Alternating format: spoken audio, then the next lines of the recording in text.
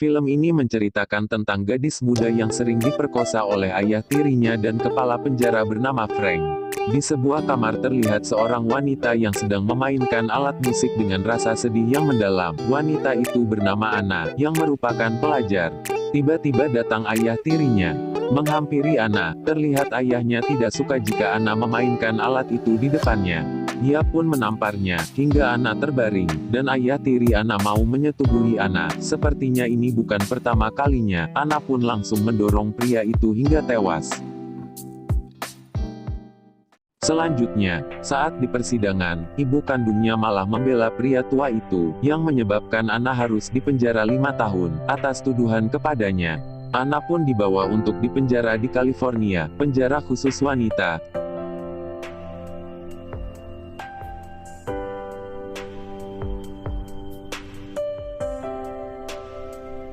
Selanjutnya para tahanan baru dikenalkan kepada sosok pria hidung belang, yang merupakan kepala penjara bernama Frank. Anna pun dituntun ke sel tahanannya dan dilirik oleh para tahanan lain. Setiba di sel ia berkenalan dengan teman satu selnya, bernama Jenny, seorang kutu buku.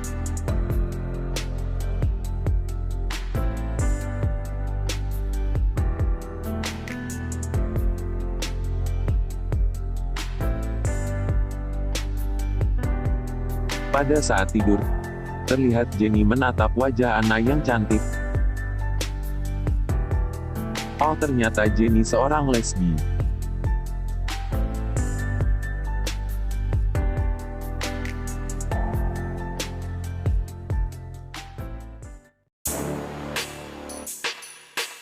Keesokan harinya, para tahanan dikumpulkan di halaman penjara. Di sana Anna berkenalan dengan Cody, yang merupakan ketua geng di dalam penjara itu. Cody menawarkan agar Anna masuk ke dalam grup gengnya. Namun Anna menolaknya.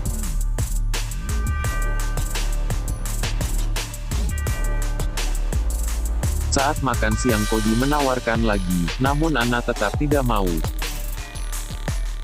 Merasa tak dihargai, Cody pun mendorong Anna hingga terjatuh. Tak sampai di situ, Cody dan anak buahnya menghajar Anna habis-habisan.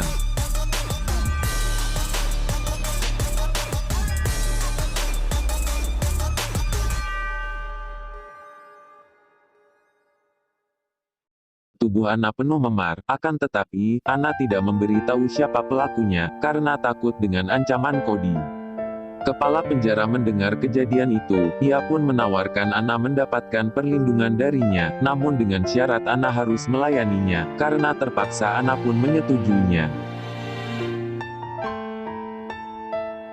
Selanjutnya Anna pergi ke kamarnya, dan menangisi kejadian itu. Untuk menghiburnya, Jenny menghibur Anna dengan caranya sendiri, menungganginya.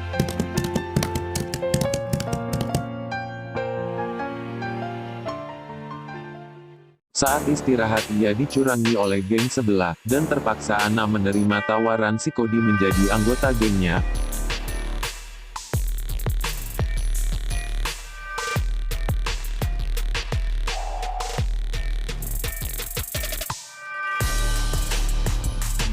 Akan tetapi saat Anna ingin bertemu, ia malah dihalangi dan dihajar oleh anak buah si Cody.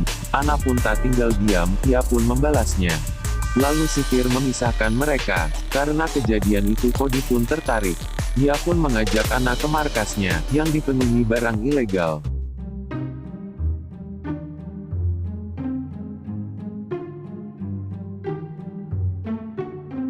Selanjutnya Cody mengajak Anna untuk menyerang geng kulit hitam, untuk membuktikan apakah Anna berhak masuk gengnya atau tidak.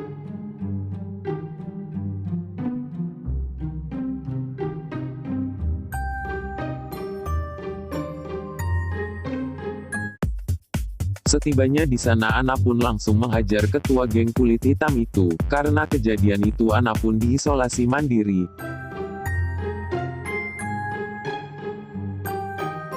Anna pun disuruh untuk melepaskan semua pakaiannya.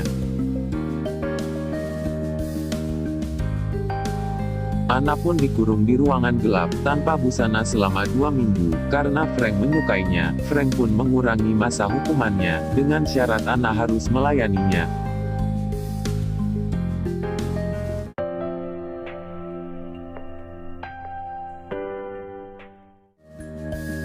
Selanjutnya Ana dilantik menjadi anggota baru geng si Cody, dengan membuat tato di lengannya, dan melakukan aktivitas nakal lainnya.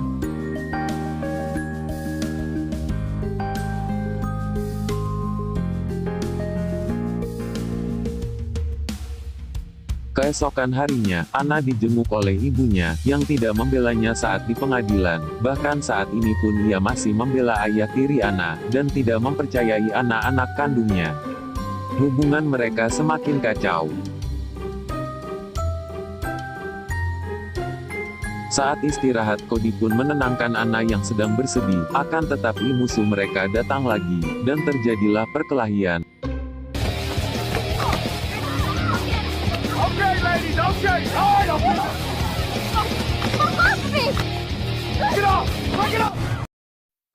Mereka semua diisolasi kecuali Ana, tentunya dengan syarat.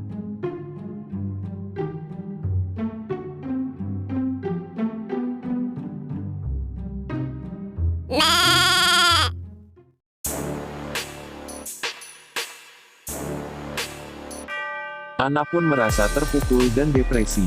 Ana pun mulai frustasi dengan kehidupan barunya. Saat mabuk, Ana tanpa sengaja memarahi Cody, yang menyebabkan ia diusir olehnya.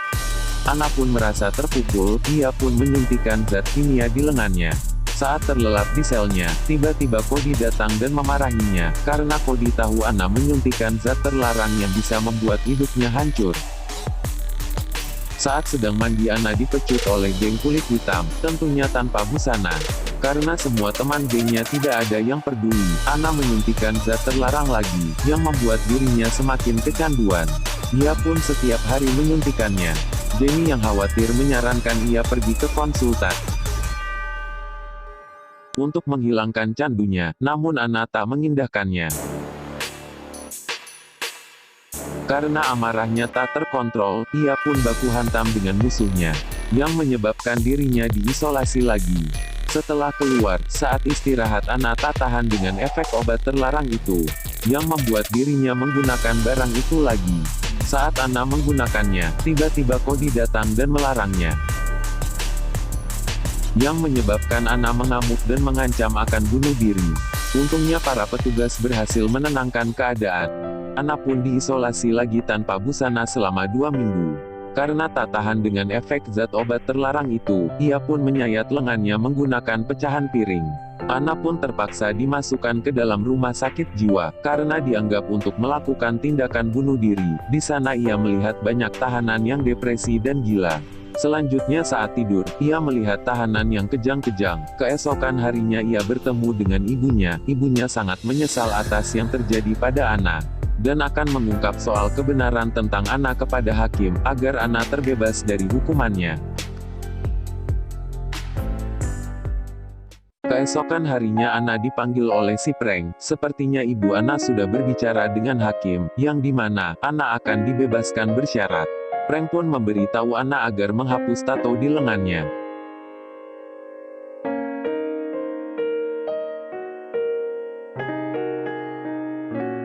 Ketika makan malam, Ana diganggu oleh Cody dan teman-temannya, namun Ana tidak melawan karena takut akan berdampak pada kebebasannya. Saat sedang membersihkan lantai, dia disuruh mengikuti penjaga penjara. Ternyata ia dibawa ke gudang, untuk menemui si Frank. Terlihat alat musik yang sering dimainkannya. Ana disuruh untuk berlatih, karena akan diadakan pertunjukan bakat di penjara.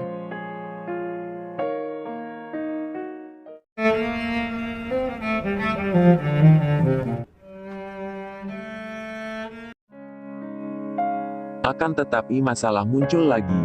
Ketika ia di lapangan, ia mendapatkan kertas ancaman. Pada saat malam hari, ternyata ancaman itu berasal dari si Cody. Ana pun dihajar habis-habisan oleh mereka, karena tato yang dibuat oleh gengnya dihapus oleh Ana.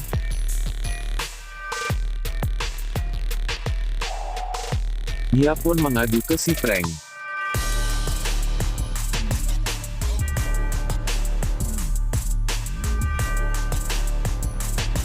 Selagi Frank pergi, ia pun mengunjungi kantor dokternya, bernama Jin, dan menceritakan sisi buruk si Frank yang selalu memperkosanya.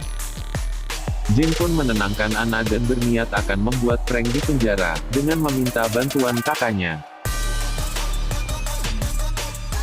Akan tapi ternyata perbincangan mereka diketahui oleh si Frank. Frank pun menyuruh para tahanan menyerang Jin. Jin dihabisi oleh tahanan lain dengan kejam hingga tewas dengan luka yang berat.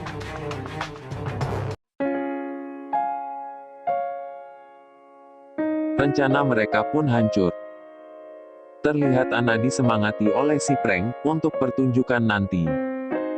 Malam pun tiba, hari pertama di mana Anna melihatkan bakat bermain alat musik di depan publik.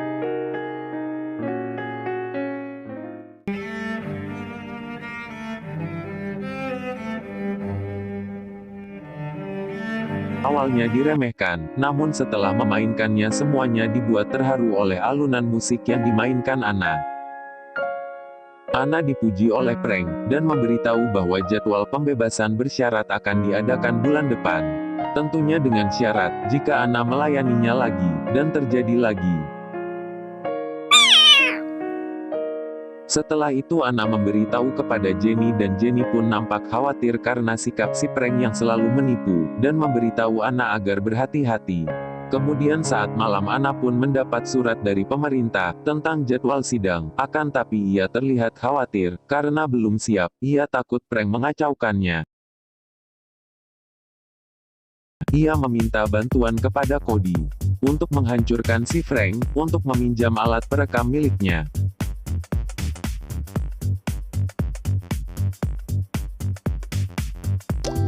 Ia merekam aktivitas yang dipaksa si Frank. Ia merekamnya dengan berhati-hati, untuk jaga-jaga, ia gagal bebas bersyarat. Dan benar saja, saat persidangan si Frank malah menjelekkan sikap Anna, yang berdampak pembebasannya ditolak. Disitulah Anna menunjukkan hasil rekamannya.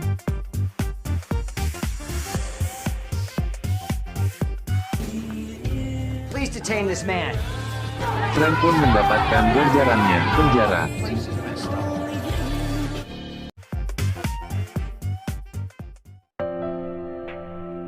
Pada sidang kedua Anna pun dibebaskan dengan dipuji oleh para dewan atas keberaniannya. Anna pun berpamitan kepada teman-temannya. Don't come back.